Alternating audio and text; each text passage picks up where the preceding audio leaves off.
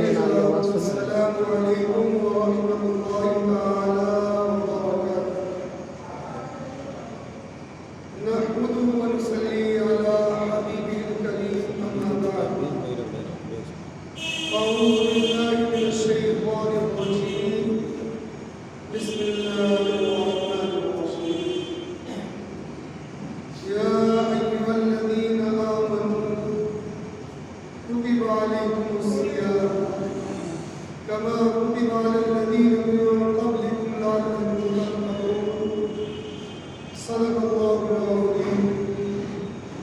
آئیے نبی اور علی نبی کے بارگاہ میں درود پاک پڑھیں۔ اللہم صلی علی سیدنا و مولانا محمد معدن الجود والاکرام وآلہ وبارک وسلم، صلو علیہ صلاۃ و سلام علیک یا رسول اللہ یا حبیب اللہ علیہ الصلاۃ والسلام۔ سامعین محترم، اللہ تبارک و تعالیٰ کا بے پناہ فضل اور اس کا کرم کہ رب کائنات نے پھر ہمیں ایک بار ماہ رمضان کی بہاریں دیکھنا نصیب فرمایا۔ آج رمضان المبارک کی پہلی تاریخ اور یہ پہلا روزہ ہے اور پہلی جمعہ ہے۔ رمضان المبارک ایک ایسا مہینہ ہے جس مہینے میں اللہ تبارک و تعالی بندوں کے رزق کو بڑھا دیا اور اللہ تبارک و تعالی نیکیوں میں بندوں کا اضافہ فرماتا اور دنوں میں ایک نیکی کرے تو اللہ اپنے فضل سے 10 رحمتیں نازل فرماتا۔ لیکن یہ ماہ مقدس جسے رمضان المبارک کہتے ہیں، اس مہینے میں آپ ایک نیکی کریں تو اللہ تبارک و تعالی آپ کو 70 ثواب عطا فرمائے۔ اور جب رمضان کا مہینہ آتا ہے تو آسمان کے دروازے کھول دیے جاتے ہیں۔ حضرت ابو ہریرہ کی روایت ہے، آپ فرماتے ہیں اللہ کے نبی صلی اللہ علیہ وسلم نے فرمایا، ایک روایت میں آیا کہ جنت کے دروازے کھول دیے جاتے ہیں، ایک روایت میں آتا ہے رحمت کے دروازے کھول دیے جاتے ہیں اور شیاطین کو قید کر دیا جاتا ہے اور ان کو جنزیروں میں جکڑ دیا جاتا ہے۔ یہ ماہ مبارک بڑی عزتوں اور برکتوں والا مہینہ ہے اور جب بندہ مومن خلوص کے ساتھ، للہیت کے ساتھ، اللہ کی رضا کے لیے، اللہ کی خوشنودی کے لیے روزہ رکھتا ہے، روایتوں میں آتا ہے کہ اللہ تبارک و تعالی اس کے اگلے گناہوں کو بخش دیا کرتا ہے۔ سامعین محترم، اور یہ ایک ایسی عبادت، یہ قدیم ترین عبادت ہے۔ یہ عبادت حضرت آدم علیہ نبی علیہ السلام سے لے کر حضور پاک تک یہ عبادت تمام انبیاء کرام نے رہی ہے۔ روزے کی عبادت نوعیت الگ رہی ہے۔ حضرت آدم علیہ السلام کی امتیوں پر 3 روزے فرض تھے جسے ایام محض کہتے ہیں۔ چاند کی 13 تاریخ، 14 تاریخ اور 15 تاریخ۔ حضرت موسیٰ علیہ نبی علیہ السلام کے ماننے والوں پر یوں تو ہفتے میں ایک دن یعنی سنیچر جسے ہفتہ کہتے ہیں اس کا روزہ فرض تھا اور ایک یوم عاشورہ کے دن کا بھی روزہ فرض تھا۔ تو روزے کی فرضیت صرف ہمارے اوپر ہی نہیں، اللہ اپنے بندوں سے ارشاد فرماتا ہے، یا ایھا الذین آمنوا، اے ایمان والو، کتب علیکم الصیام، کہ تم پر روزہ فرض کیا گیا۔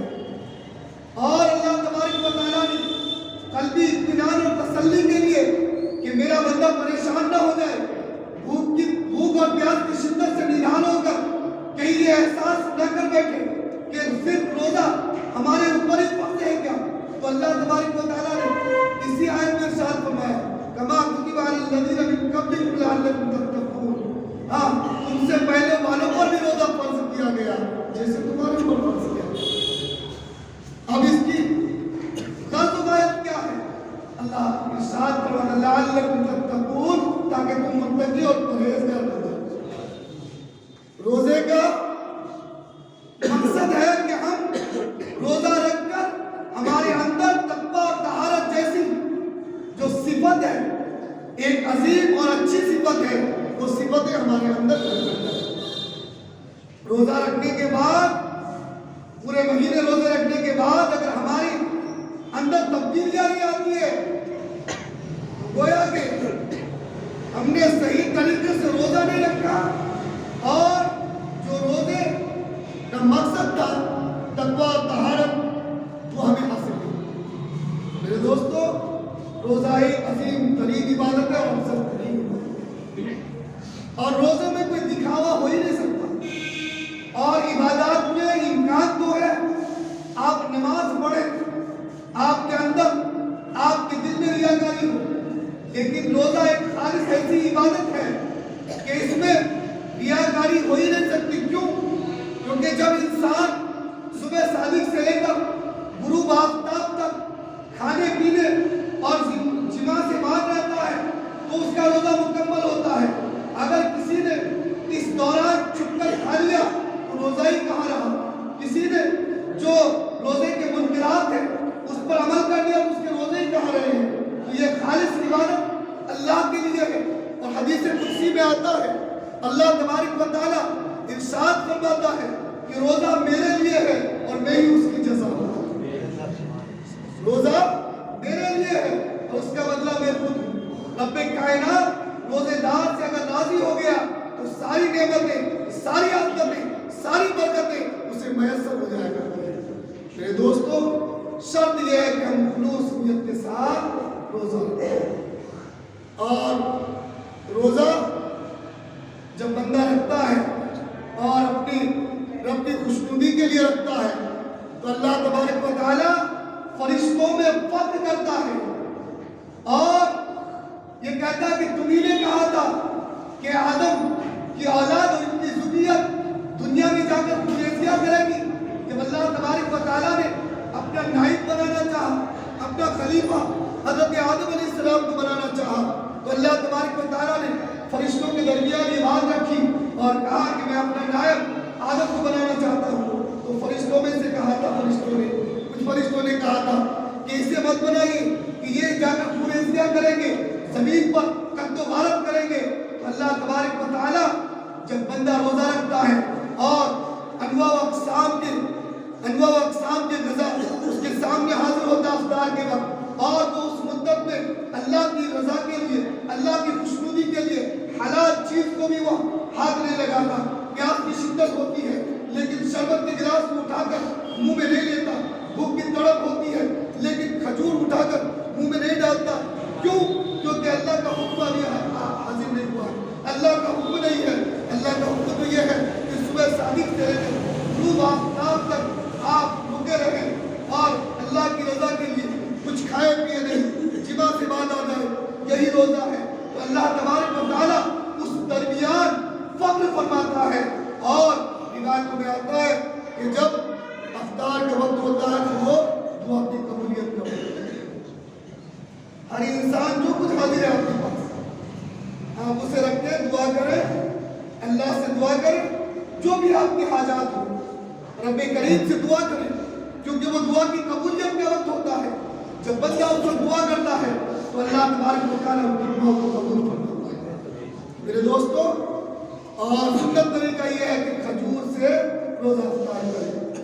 کھجور میسر نہ آئے تو پانی سے کریں، اور یہ پانی تو ہر جگہ موجود ہے، اور اگر یہ بھی نہ ہو تو جو بھی چیز پاک اور حلال چیز ملے اس سے آپ افطار کریں۔ اللہ تبارک و تعالیٰ نے سحری میں برکت دی۔ کچھ لوگ سستی اور کاہلی کی وجہ سے سحری نہیں کرتے، لیتے رہتے ہیں. لیکن ایک تہجد گزار جو ہے ان کے لیے یہ حسین مہینہ ہے تہجد کی ادائیگی کا. اور ہر انسان کے لیے ایک اچھا مہینہ ہے یہ تہجد گزاروں کے لیے. اور ہمیں اور آپ کو بھی چاہیے کہ جب ہم سحری کے لیے اٹھے تو وقت سے قبل اٹھ کر ہم وضو بنائیں, پھر 2 رکعت تہجد کی نماز پڑھیں یا 4 رکعت پڑھیں. نبی پاک صلی اللہ تعالی علیہ وسلم سے 8 رکعت تک ثابت ہے. آپ سے جتنی میسر ہو کہ کم از کم 2 رکعت تہجد کی نماز پڑھ لیں, کیونکہ وہ نماز جب بندہ مومن پڑھتا ہے تو اللہ تبارک و تعالیٰ اس بندے سے خوش ہوتا ہے, کیونکہ وہ خالص عبادت اللہ کے لیے ہے, کیونکہ وہاں ریاکاری نہیں ہے. کیونکہ آپ وہ نماز تنہائیوں میں پڑھتے ہیں, وہ نماز خالص اللہ کی رضا کے لیے پڑھتے ہیں. تہجد کی نماز پڑھیں, اس کے بعد سحری کھائیں کہ اللہ تبارک و تعالیٰ نے سحری میں برکت رکھی ہے. اور آپ صحیح طریقے سے اس ماہ مبارک میں اللہ تبارک و تعالیٰ نے اس مہینے کو 3 حصے میں تقسیم کر دیا. حدیث مبارکہ میں آتا ہے اولہ رحمت اوسطہ مغفرۃ وآخرہ عتق من النار, کہ پہلا 10 دن جو ہے عربی میں عشرہ بولتے ہیں 10. اولہ رحمت, پہلے 10 دن رحمت, اور درمیان والا اوسطہ مغفرۃ, درمیان والا عشرہ مغفرت کا ہے, وآخرہ عتق من النار, اور آخر عشرہ جہنم سے آزادی کا. ہم اور آپ جس عشرے سے گزر کر رہے ہیں وہ عشرہ مغفرت ہے. آپ رب کریم سے اپنے گناہوں کی بخشش و مغفرت چاہیے, اپنے آبا و اجداد اپنے مرحومین کی گناہوں کی بخشش و مغفرت چاہیے, اور یہ دعا پڑھیں اللہم رب اغفر وارحم وانت خیر الراحمین, اللہم رب اغفر وارحم وانت خیر الراحمین, اللہم رب اغفر وارحم وانت خیر الراحمین. جب اللہ کو آپ ارحم الراحمین کہہ کے پکاریں گے, اے مولا ہمارے گناہوں کو بخش دے, اور تو رحم کرنے والا ہے اور تو ہی رحم فرمانے والا ہے, تو رب کریم کی رحمت اس بندے کے لیے مچل جایا کرے گی. یقیناً جب بندہ پکارتا ہے رب کو تو رب تبارک و تعالیٰ بندوں کی دعاؤں کو سنتا ہے. قرآن کہتا ہے ادعونی استجب لکم, اے میرے بندو تم مجھ سے دعائیں کرو میں تمہاری دعاؤں کو سنتا ہوں. سبحان اللہ, کیوں نہ ہم اپنے رب کو پکاریں جو ہماری دعا کو سنتا بھی ہے اور ہماری دعا کو قبول بھی کرتا ہے.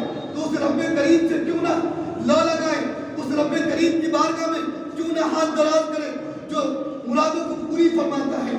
وہ در ہے جہاں سے دھتکارا نہیں جاتا, بندوں کو عطائی کیا جاتا ہے, سب کچھ اسی بارگاہ سے ملتا ہے. تو یقیناً میرے دوستو بزرگوں یہ حسین لمحات ہیں, یہ ماہ مبارک اور اس مہینے میں ہر شب میں ایک منادی ندا کرتا ہے کوئی حاجت مند جس کی حاجتیں پوری کی جائے, ہے کوئی ضرورت مند جس کی ضرورتیں پوری کی جائے, ہے کوئی سائل کہ اسے عطا کیا جائے. تو میرے دوستو رمضان کی راتوں میں اٹھ کر دعائیں مانگا کرو, رب کی رحمت میں مچل مچل کر رب کے منادی ندا دیتا ہے اور کہتا ہے کوئی طلبگار رزق کا طلبگار کہ اسے رزق عطا کیا جائے, ہے کوئی عزت و شرفت کا طلبگار کہ اسے عزت و شرفت عطا کیا جائے. میرے دوستو یہ حسین لمحات اور یہ ماہ مبارک بڑے خوش نصیب والوں کو ملتا ہے. اللہ کا فضل ہے کہ ہمیں یہ مہینہ میسر آیا ہے. بہت سے اشخاص ہوں گے جو پچھلے سال تھے, اس سال ہمارے درمیان نہیں. ایک عقل مند کے لیے اتنا ہی کافی ہے کہ ہر وہ لمحات جو تمہیں میسر آئے اس میں اللہ کی عبادت کرو. نہ جانے اگلے لمحات آپ کو ملے یا نہ ملے. ایک عقل مند کے لیے ضروری ہے کہ وقت کو غنیمت جان کر اس وقت کا صحیح استعمال کریں. میرے دوستو ایک روزے دار کا جو صبح سے شام تک جو وہ روزے کی حالت میں رہتا ہے یہ پوری عبادت ہے.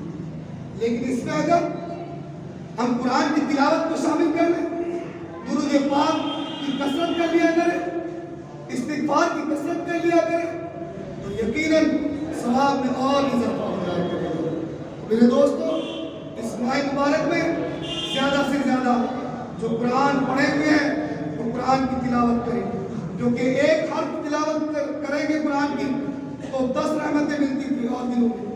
لیکن آج ایک حرف جیسے الحمد پڑھا آپ نے، اس میں 4 حرف ہے، تو ایک حرف کے پڑھنے پر آپ کو 70 ثواب ملے گا۔ اگر ایک پارہ پڑھنے میں تو کتنا ثواب عطا کیا جائے، اور پھر روزے کی حالت میں پڑھے۔ اللہ اکبر۔ روزے دار کی منہ کی بو اللہ کے نزدیک مشک سے زیادہ پسند ہوتا ہے۔ اللہ اکبر۔ ہمارا بھائی ہماری منہ کی بدبو کو ناپسند کرتا ہوگا، لیکن رب تبارک و تعالیٰ روزے دار کی منہ کی بو کو اتنا پسند فرماتا ہے کہ وہ مشک سے زیادہ پسند کرتا ہے۔ میرے دوستو، ہم اللہ کے بندے ہیں۔ اللہ نے ہمیں یہ مہینہ اس لیے عطا فرمایا ہے کہ ہم اس مہینے کو پا کر اپنی گناہوں کی بخشش کرا لیں، اپنے آپ کو پاک و صاف کر لیں، ظاہر اور باطن دونوں کو پاک کر لیں۔ سامعین محترم، ہمارے قلب میں جو گندگیاں ہیں، بغض و حسد اور کینہ جو ہمارے دل میں پلتا ہے، اس کی پاکیزگی کا طریقہ یہی ہے کہ ہم روزہ رکھیں۔ روزے سے ہمارا باطن پاک ہوتا ہے۔ نماز وغیرہ سے تو ظاہر کو پاک کر لیتے ہیں، ظاہر اور باطن کی پاکی ضروری ہے۔ آج ہمارا جسم بہت موٹا ہو چکا ہے، ہم نے جسم کو بہت غذائیں دی ہیں، لیکن روح ہماری کمزور پڑ گئی ہے۔ روحانی غذا ہماری روح کو نہیں ملتی، اور روح کے لیے غذا کیا ہے؟ ذکر اللہ کا ذکر، چاہے وہ قرآن کی شکل میں ہو، تسبیحات کی شکل میں ہو، چاہے کسی بھی شکل میں ہو۔ اللہ کا ذکر ہی دلوں کے سکون کا ذریعہ ہے، اس کے علاوہ کہیں بھی سکون میسر نہیں ہے۔ جس نے خدا کو چھوڑ دیا تو بے چینیاں پریشانیاں زندگی میں ظاہر ہوگی۔ میرے دوستو، اللہ تبارک و تعالیٰ کا بے پناہ فضل ہے کہ دارالعلوم صدر الفاضل آپ کی اس ماہ مبارک کی مبارکباد پیش کرتے ہیں، اور آپ تمامی حضرات جو دارالعلوم سے منسلک ہیں، جتنے بھی حضرات ہیں، وہ اس ماہ مبارک میں زیادہ سے زیادہ دارالعلوم صدر الفاضل کا تعاون بھی کریں گے، اس کا خیال بھی رکھیں گے، اور ہماری خانقاہ والی مسجد میں یہاں پر اس مقام پر 2 سپارے تراویح کی شکل میں ادا کیے جاتے ہیں۔ جو حضرات نماز تراویح ادا کرتے ہیں اکثر، اور پہلا دن کیا ہوتا ہے کہ کہیں بھی کوئی شامل ہو جاتا ہے، پھر اس کے بعد اس کی پلاننگ ہوتی ہے کہ مجھے 15 دن میں فارغ ہونا ہے، 20 دن میں فارغ ہونا ہے۔ اور یہ بات یاد رکھیں، آپ نے اگر تراویح کی نماز میں کلام پاک کی سماعت مکمل کر لی تو آپ کی تراویح مکمل نہیں ہوئی۔ تراویح روزانہ پڑھنی ہے، 30 روزے اور 30 تراویح آپ کو ادا کرنی ہے۔ یہ نہیں ہے کہ آپ نے کلام پاک سماعت کر لیا 15 دن میں تو آپ 15 دن کی تراویح نہیں پڑھیں گے، ایسا آگے نہ کریں۔ سنت مؤکدہ اس کو چھوڑنے کا گناہ ہوگا آپ کے اوپر۔ آپ اس ماہ مبارک میں روزانہ تراویح ادا کریں، اور روزانہ روزے بھی رکھا کریں، صدقہ و خیرات کا عادی بن جائیے، کیونکہ یہ ماہ مبارک رحمت و بھرا، برکت و بھرا مہینہ ہے، مواسات کا مہینہ ہے، صبر کا مہینہ ہے، اخوت کا مہینہ ہے، بھائی چارگی کا مہینہ ہے، اور ہمدردی کا مہینہ ہے۔ آپ تمامی حضرات سے میری مؤدبانہ گزارش ہے کہ آپ تمامی حضرات اس ماہ مبارک میں کثرت کے ساتھ اللہ کے ذکر کو اپنا لیں، قرآن کی تلاوت کریں، درود کا جاری رکھیں لبوں پر، اور حسن نیت کے ساتھ روزہ رکھیں، اور صدقہ و خیرات بھی کریں تو نیت میں خلوص ہو، ذرہ برابر بھی دکھاوا ریاکاری کہ ہرگز نہ سوچیں، نہیں تو آپ کی محنت کا پسینے کا کمایا ہوا پیسہ تھوڑی سی اگر ریاکاری آ گئی تو وہ ضائع ہو گئی۔ مولا کی بارگاہ میں دعا ہے، رب کریم ہم سبوں کو عمل خیر کی توفیق عطا فرمائے، ہم سبوں کے نمازوں کو، روزوں کو، تلاوتوں کو، قرآن کی سماعتوں کو اپنی بارگاہ میں قبول فرمائے۔